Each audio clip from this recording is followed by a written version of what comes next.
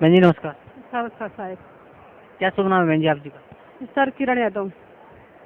बहन जी कहाँ से आए आप? जिला प्रतापगढ़, ग्राम आमापुर बेर्रा, यूपी। बहन जी परम संत सतगुरु रामपाल जी महाराज की शरण में आने से पहले आप कौन सी भक्ति करते थे? सर हमने माता शीतला का भक्ति करती थी। शीतला माता के भक्ति के साथ साथ नवरात्रि का व्रत और हर सोमवार को व्रत रखती थी। शीतला माता के मंदिर में मैं रोज जाती थी। शीतला माता की मंदिर हर सोमवार हर शुक्रवार को शीतला माता की मंदिर का दर्शन मैं करती थी और उस दर्शन करने से सर हमको कुछ लाभ नहीं हुआ। बहन जी फिर आप परम संत सतगुरु रामपाल जी महाराज की शरण में कैसे आए? सर हमारे पति ज्ञान गंगा की किताब मंगाए और साधना चैनल पर इनका सीरियल देखते हुए और ज्ञान गंगा की किताब मंगाए, उससे इन्होंने सब कुछ जाने। सर मैंने एक कुछ अपना दुख विस्तार से कहना चाहती हूँ। पहले मेरे को ये दुख हुआ था, जैसे कि मैं शीतला माता का मंदिर में जाती थी ना, शीतला माता के मंदिर में जाते टाइम मैं बहुत भक्ति की, जितना भक्ति मुझसे हो सकी। मैं 12 वर्ष की थी तभी से मैंने हर सोमवार को व्रत रखी। जब सोमवार को व्रत रखते 2003 में मेरी शादी हो गई। 2003 में जब मेरी शादी हो गई तो मैं 3 साल तक अपने ससुराल में बहुत ठीक ठाक थी। मेरे को कुछ नहीं हुआ उस घर में जाते टाइम, मेरे को कुछ नहीं होता। मेरे सास ससुर देवर सब मेरे को बहुत सम्मान किए और मैं पढ़ाई भी की है, BA MA वहाँ ससुराल में किया। इंटर करके मैं शादी में गई, उसके बाद BA MA मैं ससुराल में की। जब वहाँ सारी समस्या होगी, मेरा लड़का हुआ, गर्भ में लड़का आया तो मैं लड़का 6 महीने का हो गया। जब पैदा हुआ लड़का तो उसके बाद सर मेरे को मई का महीना था, 3:45 बजे मेरे को सांप काट लिया। जब सांप काट लिया तो मैं सांप का जहर चढ़ते मैं बिल्कुल बेहोश हो गई। जब बेहोश हो गई तो गांव के लोग, ग्रामवासी, मेरे चाचा चाची, मतलब ककिया ससुर सास थे, हमारे सास ससुर गुजरात में रहते थे, हमारे पति भी कुछ दूर पे दुकान रखे थे, हमारे भगत जी वहाँ रहते थे। जब उनको संदेशा मिला कि आपके भगतमती को ऐसे ऐसे हो गया है, तब उन्होंने वहाँ से घर भागते हुए आए। तो यहाँ गाँव के लोग मृत में घोषित कर रखे थे तो सब रोना पीटना मचाए थे। तो मेरे पति को बोले कि जाओ आप गाड़ी लेके आओ। जब उन्होंने गाड़ी लाने गए, गांव से कुछ दूर जा रहे थे, एक मुसलमानी माई आ रही थी। वो माई ने बोली कि मैं सुनी कि उनकी बहू को ऐसे ऐसे हो गया है, कोहराम मचा हुआ है गांव में। बोले कि हाँ वो मेरी औरत है। बोले कि चलो बेटा तुम धैर्य रखो और घर पे चलो। तो औरत लेके आई उनको और मेरे को नहलाई, बहुत ज़्यादा नहलाई, आधा घंटा पौना घंटा तक नहलाते ही रह गई। इंजन चालू करके, पानी नल से और कुएं से नहीं निकाली, इंजन चालू करके उन्होंने नहलाते रह गए। जब नहलाते मेरे को 1 घंटा हो गया। 1 घंटा के बाद मेरे को होश आ गई। मैंने बहुत तेज से सांस लिया तो पूरा गांव हताश हो गया, हक्का बक्का हो गया कि ये तो अभी जीवित है। जब जीवित का नाम सुने तो मेरे घर के लोगों का चेहरा तमतमा उठा, एकदम खुश हो गए। मेरे चाचा बोले कि मेरे को कलंक लग जाएगा कि मेरी बहू को ये लोग मार डाले, रास्ते हुए मैं नहीं था, मौजूद नहीं था। उसके बाद जब उन्होंने मेरे को वहाँ से लेके गए झड़ाने वाले के लिए, सांप को झड़वाए, फुकवाए, सब कुछ किए। सर ऐसे हम देवी का पूजा करते रह गए और सांप मेरे को दिन प्रतिदिन काटता रह गए। काटते सांप मेरे को 20-22 दफ़ा काटा। 22 दफ़ा जब काटा तो मैंने एक ज्योतिष को देखा। एक ज्योतिष और जौनपुर जिले और बदलापुर में रहते थे, उनके पास मैंने गई। उन्होंने बोला कि सांप का समस्या समाधान नहीं होगा, आपको 30वीं बार आपको मृत्यु हो जाएगी। तो मेरे भगत जी बहुत गुस्से में हो गए, बोले कि जब उन्होंने बता रहा है कि मृत घोषित कर दे रहे हैं कि 30 बार में मृत्यु हो जाएगी तो उसका समाधान भी होना चाहिए। उन्होंने जाकर के वहाँ झगड़ा कर लिया। तो ज्योतिष ने बताया कि अगर इसको कराना है तो 25-30-40 हज़ार रुपये लगेगा। तो मैंने अपने ससुर से ये बात बताई कि ऐसी ऐसी बात है। तो ससुर जी मेरे देने के लिए तैयार हो गए। तो वहाँ पे पैसा लेके गई। हमने तो बोला मैं पैसा नहीं लेता हूँ, मैं पैसा खाता नहीं हूँ। तो आप इसका ऐसे बताए थे, 2-2 अंगूठियाँ बताए थे, सोने का जंजीर बनवाए थे, जंतर बनवाए थे, सब कुछ। तो मेरे को 2-3 साल तक सर आराम मिला, उस जगह से राहत मिल गई। मेरे को 2-3 साल तक राहत मिली।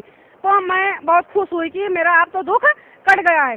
उसके बाद मार्च के महीने में मेरे को फिर सांप काट लिया। मार्च का महीना 18 तारीख को सांप काट लिया। तो उस दिन हिंदी का पेपर था मेरे देवर का, उन्होंने परीक्षा देकर आया था।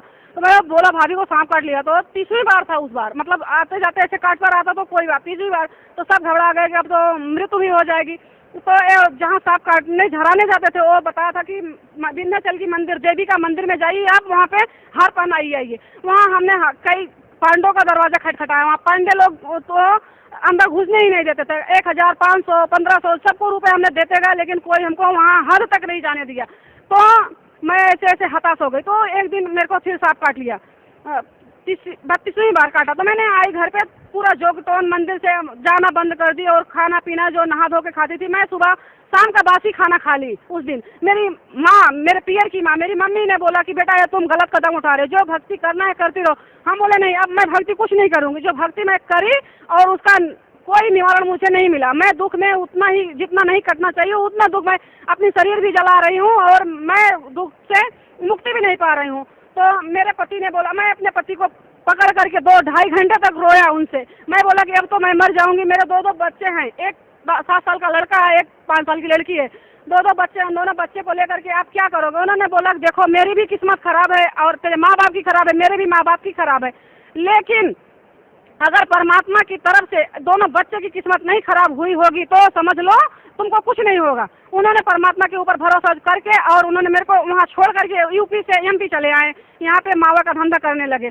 तो मैं 2 साल 3 साल तक अपने मायके में गुजारी, वहाँ पे पढ़ाई कराती थी, बच्चे लोग को पढ़ाती थी, इंटर वालों को वहाँ पे मैं पढ़ाई। उसके बाद इन्होंने 16 जुलाई को नाम ले रखा मेरे पति ने। साधना चैनल को देखते देखते और पोस्ट ऑफिस से ज्ञान गंगा की पुस्तकें मंगा करके और देखते देखते परमात्मा की शरण में, रामपाल जी महाराज की शरण में आ करके और समझा विचारा। उसके बाद उन्होंने बोला मैं सही मार्ग पे चल दिया हूँ, अब तेरे को कुछ नहीं होने वाला है।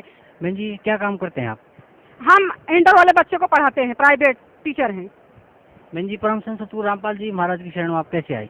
हमारे पति ने ज्ञान गंगा पुस्तक पढ़ी और साधना चैनल पर सब सृष्टि देखे। उसके बाद उन्होंने फ़ोन किया कि आप यहाँ चलिए आओ एमपी। तो मैंने एमपी न जा करके वो यहाँ आए थे, 15 अगस्त को आ गए थे। मैं 16 अगस्त को यहाँ डायरेक्ट अपने भाई को लेकर के आई और संत रामपाल महाराज की शरण में आई और उनसे नामदान अपना ली। बहन जी पहले जो आप भक्ति करते थे, जो व्रत उपवास आप करते थे, उससे आपको कोई लाभ नहीं मिला और आप बता रहे हैं आपको 35 बार आपको सांप ने काटा और आप मृत्यु के निकट पहुँचते पहुँचते बच गए। तो बहन जी आप उसके बाद परम संत सतगुरु रामपाल जी महाराज की शरण में आए, उनसे आपने नाम उपदेश लिया। तो जो भक्ति परम संत सतगुरु रामपाल जी महाराज ने दी है, उस भक्ति से आपको क्या लाभ मिला? उस भक्ति से हमें लाभ मिला सर, जब मैं सांप काटता था और मेरे कान में सांस सा की आवाज़ हवा जैसे बनी रहती थी, तो जब यहाँ नामदान, मैंने पहली दफ़ा नामदान ले ली, मैं पूरी ट्रेन में ऐसे सर पकड़ करके आई थी।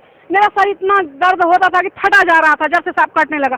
तो जब मैंने यहाँ गेट पार कर दी, नाम भी नहीं ली थी, गेट पार कर दी तो मेरे सर की दर्द एकाएक खत्म हो गई।